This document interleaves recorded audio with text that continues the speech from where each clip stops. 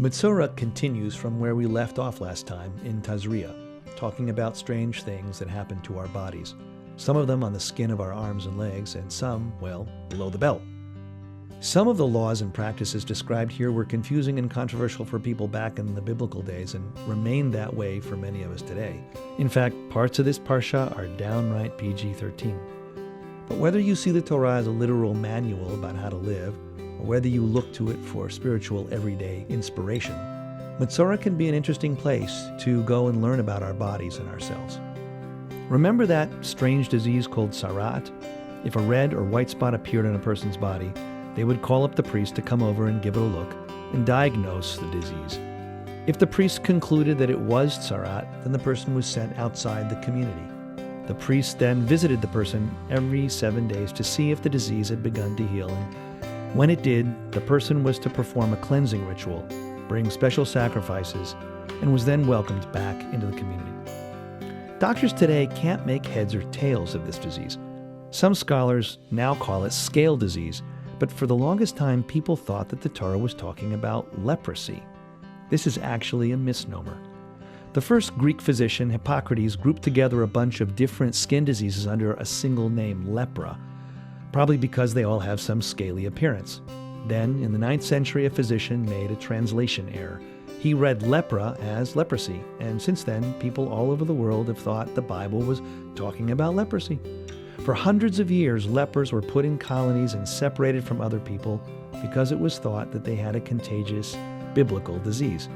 No, leprosy is not really contagious. Not a bad example of how much damage a single mistaken word can have. One of the dead giveaways that the Torah isn't talking about something with an easy scientific definition is that tzaraat isn't just a skin disease. In the Torah, it can appear in the fabric of one's clothes or on the walls of houses. It looked like a dark green or dark red mold that went deep into the fabric of the cloth or beyond the surface of the plaster and into the stones of the house. At first, the priest would attempt to remove the moldy threads or stones, but if this didn't work to stop the infection, then the clothing was burned and the house was demolished. So what is the cause of this scale disease, moldy fabric, or fungus on the walls? What is the Torah talking about? One explanation is that someone who is gossip-mongering and speaking in hurtful ways, speaking lashon hara, evil tongue, was first warned with moldy walls. If they didn't get the message, the fungus moved to their clothes. And if they still didn't get it, then finally it showed up on their bodies.